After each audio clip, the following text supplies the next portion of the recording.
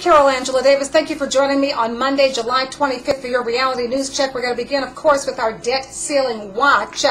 By the end of today, we should have two plans on deficit reduction, one from the Republicans, the other from the Democrats. On the Republican side, their plan will reportedly be a two-stage plan to raise the debt ceiling. We know that is a plan that the White House has repeatedly said it is opposed to. On the Democratic side, we have a plan that will cut $2.7 trillion from the deficit over the next decade and extend borrowing authority for the United States into 2013. So we'll see what happens by the end of the day. Also, as you know, over the weekend, John Boehner walked away from a meeting with President Obama because he says Obama walked away, okay, because the plan included new revenue-only gain from a more efficient tax code and economic growth. We know that Obama has insisted on closing the tax loopholes and on a tax increase basically on the wealthy. President Obama demanded more money, says Boehner. The president said over the weekend that Boehner had failed to return more than one of his phone calls. For his part, John Boehner, a Republican from Ohio, he says he does not think the fact that he failed to promptly return a phone call from Obama, the President of the United States and the free world, has destroyed his relationship.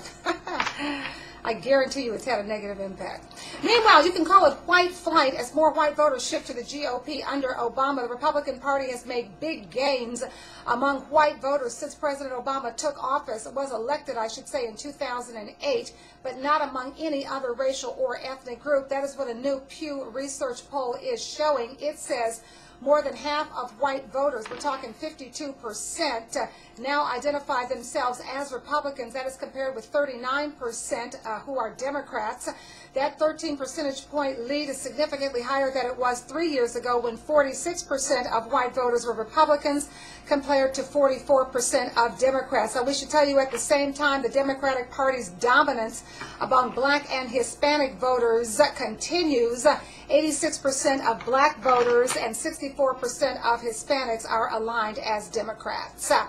In business news, get this, 20% of American men are not working. Yeah. 1 out of 5 men in this country are collecting unemployment, they are in prison, they are on disability, they are operating in the economic underground, or they are getting by on the paychecks of their wives, girlfriends, or parents. The equivalent number in 1970, according to the McKinsey Global Institute, was 7%, so we have more than tripled the number of men who are not working in the last 41 years. Very serious. That's a generation, as we know. What does this mean? It means that 4.3 million Americans have been jobless, not just for months, but going on years. It means that this country could lose a generation of work-habituated Americans, especially men. The longer a worker is unemployed, the farther he or she falls behind in sellable skills in a fast-paced, growing economy. And guess what? The number one need for companies right now is the salesperson, someone skilled not only in personal relations, but someone who can understand and integrate and master the details of an integrated supply chain. That's what the country needs now.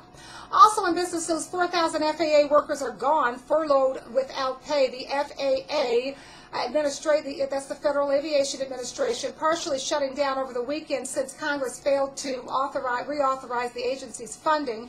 Reportedly, essential personnel related to airport and air safety were not cut.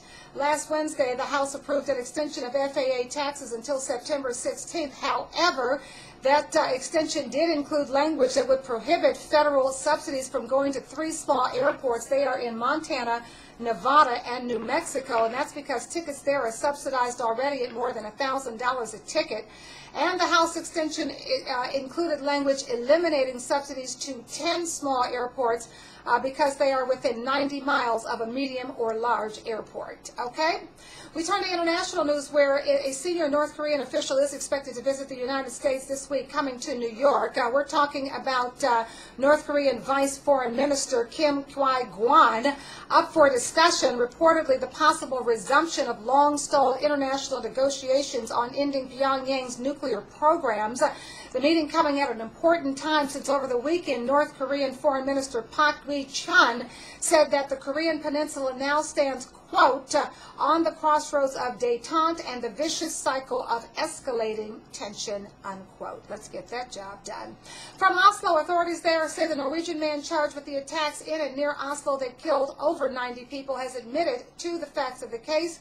He also says there are more terror cells out there. He says he himself acted alone, but there are more cells. His actions apparently foretold in a manifesto against the threat of Muslim domination. His name, of course, Anders Behring Breivik. He's 32. He's a right-wing fundamentalist Christian. He is the suspect in question. Most of the 93 dead found on that Utoya Island, where young people from the governing Labour Party had gathered for an annual camp. Acquaintances describing Breivik as a gun-loving Norwegian obsessed with what he saw, again, as the threats of multiculturalism and Muslim immigration.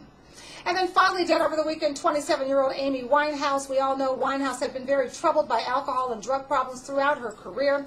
Last month, she canceled all tour dates and engagements after a series of erratic public appearances. She was booed, as you know, in Serbia. She now joins the notorious 27 Club of musicians who have died at an early age, at the age of 27, after struggling to cope with fame, and in most cases, alcohol and drug problems were also involved.